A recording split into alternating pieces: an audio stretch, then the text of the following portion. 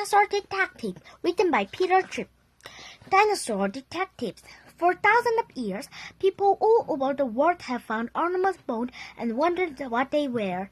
In many countries, these bones gave rise to stories of giant and dragon. Today we know that the huge bones belonged to dinosaurs. These were amazing reptiles which walked our Earth for more than 160 million years until they died in 65 million years ago. Yet amazingly, it is only recently that we have found out that dinosaurs exist at all. In this book, you can read the story of some of the people who first discovered the truth about the huge bone. They were like detectives collecting advice and using it to put together a picture of life in the distant past when our world was the home of the dinosaur. The Fossil Woman. Welcome to my fossil shop. My name is Mary Anning. I've lived here in Lime Regis all my life. I was born in 1799 above this berry shop where my father was a carpenter. For 6 days of the week, father worked hard making furniture, but on Sunday he would take me for walks around the beach to look for fossils. He sold them to the ladies and gentlemen who come to the seaside every summer. Father taught me how to tap on a log in just the right place with a hammer to make it split open. Often there would be nothing inside it, but sometimes we would find the skeleton of a beautiful fish or a curly shell. We call the shell snakestone because they look like carved snake. Scientists call them a mantis.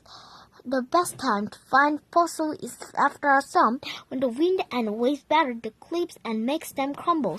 When a storm hit the Lime Regis, all sorts of strange creatures just fall out of the cliff.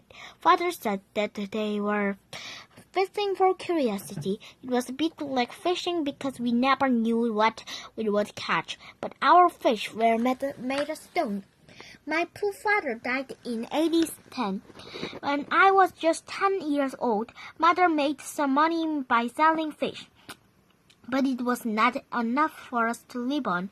I knew that I had to work to help feed my family. I decided that I would spend all my time looking for curiosities to sell. One day, I was looking for fossils with my brother Joseph, walking along the beach. I looked at the cliff and saw something wonderful staring back at me. It was the skull of strange animals. And what are skulls? It must have been a metal long, 4 feet, with a big round eye holes and jaws stuffed with sharp teeth. It's a sea dragon, Mary, said Joseph excitedly. We hammered at the logs until we could free the skulls. After it was very happy, we managed to carry it home. Joseph and I looked at pictures of animal in the books to see if we could discover what it was. We decided that it must be a crocodile. I was sure that the legs of the crocodile was still there, buried in the cliff. All I had to do was wait for another log slide.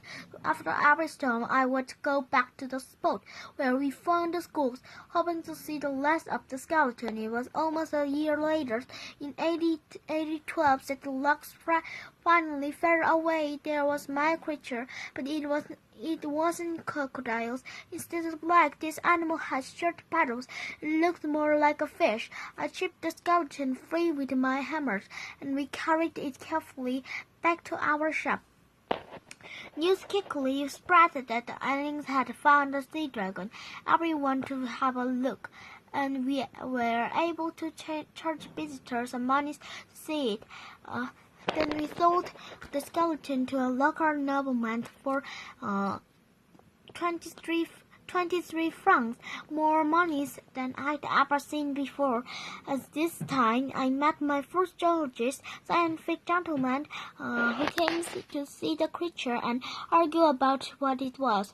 One of these geologists, Mr. Cohen, gave my creature a name, Ichthyosaurus. When I was 22, I found an strange creature in the cliffs. It had a tiny head, an amazingly long neck and full flipper. It took a month to chip it free from the logs, but it was time well spent. I was able to sell it to Duke of Buckingham for 100 francs. I showed the skeleton to a geologist called Mr. Conipatus, who visited me. His mother dropped off an amusement. I have never seen anything like this before, he said. I has the head of a tortoise and the petals of a whale, but its neck is like a giant snake. I shall call Plesiosaurus, which means almost a reptile. My Plesiosaurus made me famous that some geologists accused me of having creature a fake fossil to make money. Then last year I discovered a reptile with wings. A further expert called Prospos Buckland has named it Practical Maxid. He says that the pool bees must have drowned in the sea. Of course, finds such as these are very rare. Mostly I live by selling a mantis. What if you like to buy one? The stranger tooth. Lady and gentlemen, thank you for coming to my letter. My name is Jordan Mentos. Today I was going to tell you about a remarkable discovery that I made 1822. At the time, I was a doctor in the English country of Sussex. Although I practiced medicine, my real interest was in geology. Between these two patients, I would always find time to collect fossils. One spring day, I was visiting a patient with my wife, Mary Ann. She had come with me to enjoy the fine weather. While I was busy, she strolled down the lane and saw a pile of rock used by workmen to repair the road. In one of the logs, my wife noticed something brown and shiny. Looking closely, she saw that it was a very large tooth. And here is the tooth. As you can see, it is one a ways on the side from chewing, like the tooth of a plantain-eating mammoth, but it is odd-shaped with a lid. I have never seen anything like this. The workman took me to the quarry, where I was amazed to learn that the tooth had come from a very old layer of rocks. No mammal fossil has ever been found in such a rock. I knew what one man who might be able to help me solve the mystery of the tooth. Only Professor Buckland has a bigger collection of fossils than I do. He has spent years collecting them from quarries around England. I traveled to the Prospos home in Oxford and showed him to the enormous tooth. Remarkable, sir, said Buckland. I fear I cannot help you to identify it, but let me show you our fossils.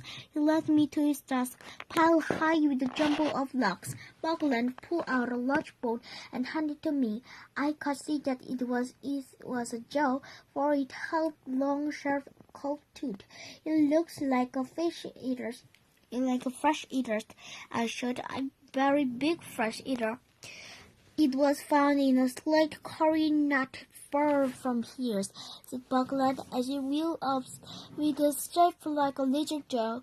Yet from the size of the tooth, the lizard must have been more than 12 meters, 40 feet long. Think of that, sir, 12 meters, 40 feet. Long flesh-eating lizard roaming around Oxfordshire. I confess I shuddered at the the process went on. I am going to call this great lizard Megalosaurus.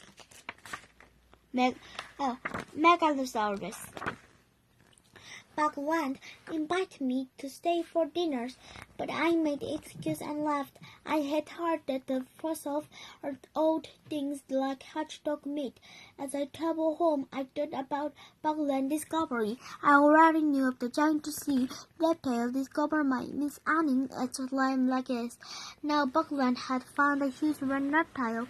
Perhaps my tooth would also come from an ancient reptile was impossible. I wondered that before the time of the mammals there had been an age of the reptiles. I I found my next clue in 1825 at the Museum of the Royal College of Surgeons in London. Looking through the collection of skeletons, I came across the South American lizard called an iguana. Its teeth were shaped just like the one I had found, with the same ledge. The only difference was that my tooth was 12 times bigger.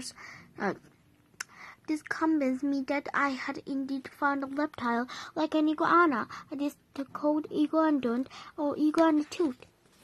Dinner in a dinosaur. I will never forget the party I went to in London on New Year's Eve in 1853. We ate our dinners inside an iguanodon. It was not a flesh and blood iguanodon, of course. It was a brick and concrete model built to show the public what this remarkable beast might have to look like. My name is Prestwick, and like most of the guests on that evening, I am a zoologist. At the head of the table sat our host, Professor Richard Owen, an expert on animal skeleton. He had designed a splendid creature in which we sat. Owen rose to his feet and said, "Fellow scientists, let us drink to memory Jordan Mentor, discoverer of iguanodon." We raised our glass and cried, "Mentor!" There was a brief silence, as we each remembered the good doctor who had died of purple ears. It has said indeed that Mentor was not there till his discovery brought to life. It's midnight approach. My friend, Professor Forbes, thanks our host splendid meal. Forbes said, "We wondered Owen a great deal, gentlemen. Dr. Mentor and Professor Buckland thought of the discoverer as overgrown lizard, but in the 1830s, more bones up there. The huge reptile were found, and Owen studied them closely. The professor has a great understanding of skeleton. He considered, unlike lizards, this creature held their body off the ground on strange legs. Their legs were not giant lizards. They were a separate group of animals, which ours was named Dinosauria. Last and now, if I may, Forbes add, I would like to read you a poem that I have to written. It is about this magnificent iguanodon in which we are sitting. The tire edge is underground. His skeleton had lain, but now his body is back and round, and is himself again. The jolly old beast is not disguised. There's life in him again. At this we all let out a huge roar like a blowing heart on iguanodon.